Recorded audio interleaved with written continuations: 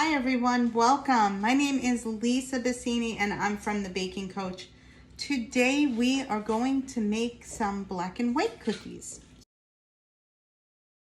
Here we are going to first add in our sugar mixture. So we'll get that in.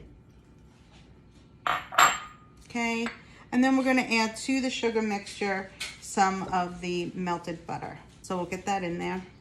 Go, and we'll just mix that up. You always want to melt your butter and then pour it right into your sugar. You don't want it to be hot, but you do want it to be melted. The next thing I'm going to do is, you see this butter, this dirty butter dish that we have here? I'm going to repurpose it, and I love to do that with a lot of my baking. So repurposing it means when you have eggs, you should never crack your egg directly into the bowl. You should crack your eggs into something else. So since this bowl is already dirty, it's the perfect bowl to crack an egg into. So we're gonna go.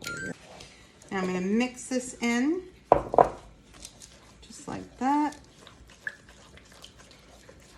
I kind of make this a one bowl recipe to make it simpler. Now I'm gonna get the extracts in. There we go. And now I'm going to add in some milk. Now this milk has is just a half a cup of milk going in.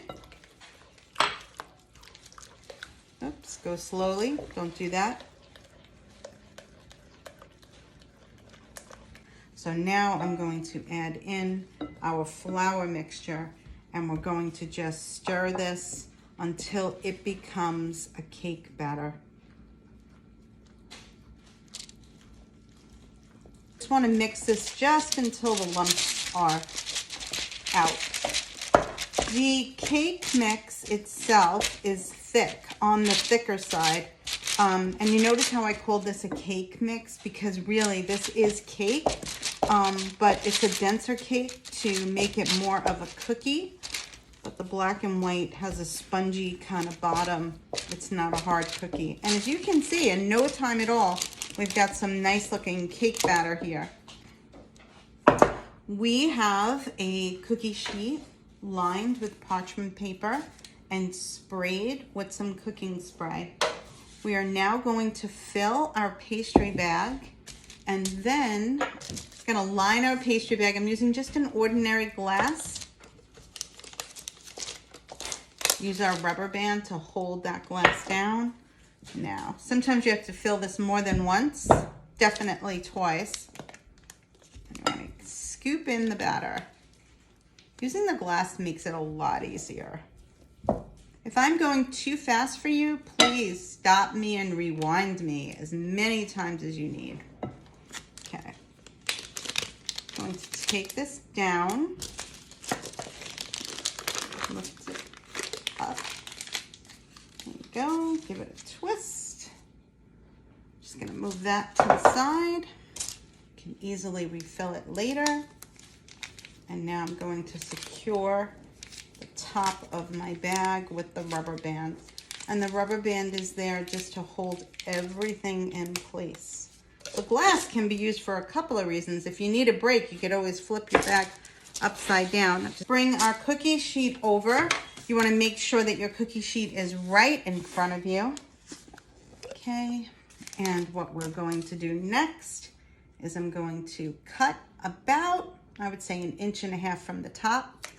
Make sure you're aware where that plastic piece is going. I put mine right in my glass.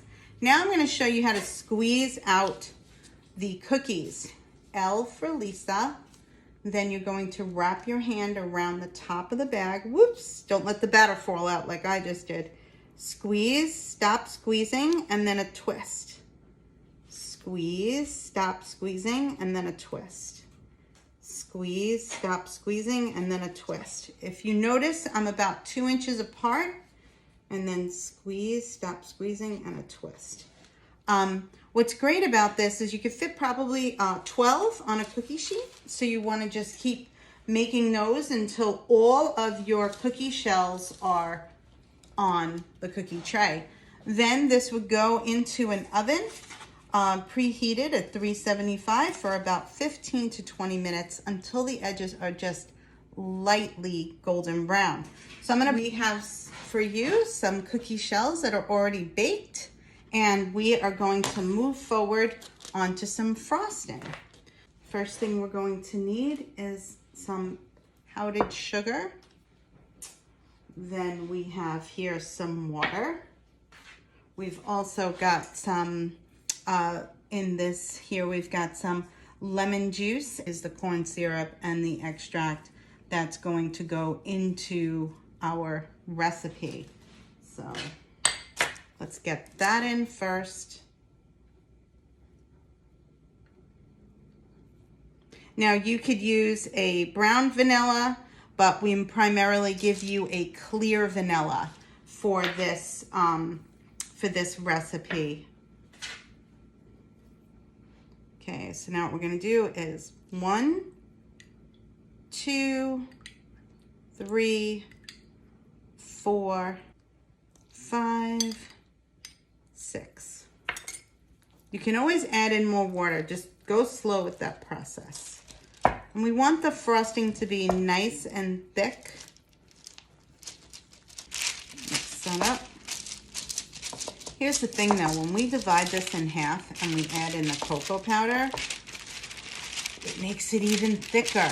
So what we have to do then is add in more water to thin that out a little bit. You can see it's clearly turning into some super nice icing. So I'm gonna remove half of this, oops, place it into another bowl.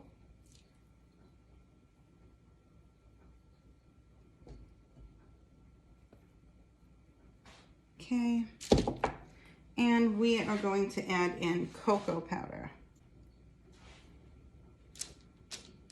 Definitely gonna need, let's just not even go there. We will begin with another tablespoon of water. Don't even try it. You're definitely gonna need more water.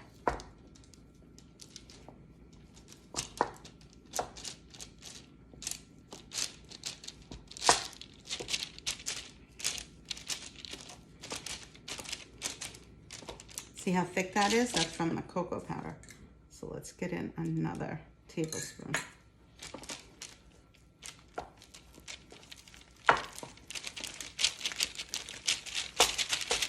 Oh, it smells so good.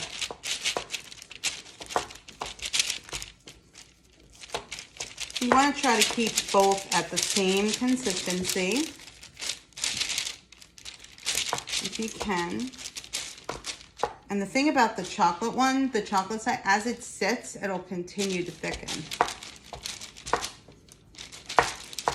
Gonna use 2 craft sticks. Go. Or you can use an icing spatula. So what I like to do is I like to do my white side first.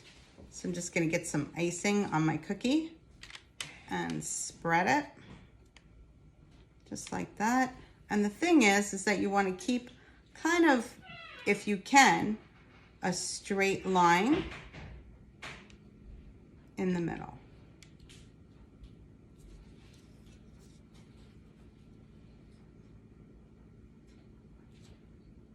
There you go.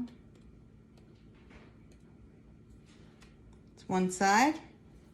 And then you can, like, I like the vanilla side more so than the chocolate. I know that's kind of, usually it's the reverse. So these are your cookies. So if you prefer the chocolate side over the vanilla side, you could make the chocolate side bigger than the vanilla side.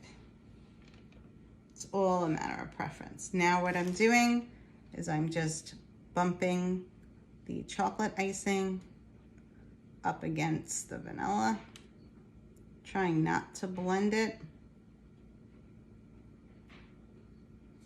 I need to add a little bit more, Will.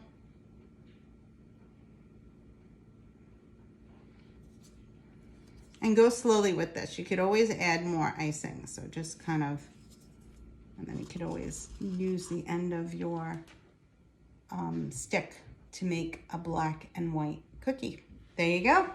All right, so you will keep doing this until all of your cookies are frosted. Just want to thank you so very much for joining us. Thanks again.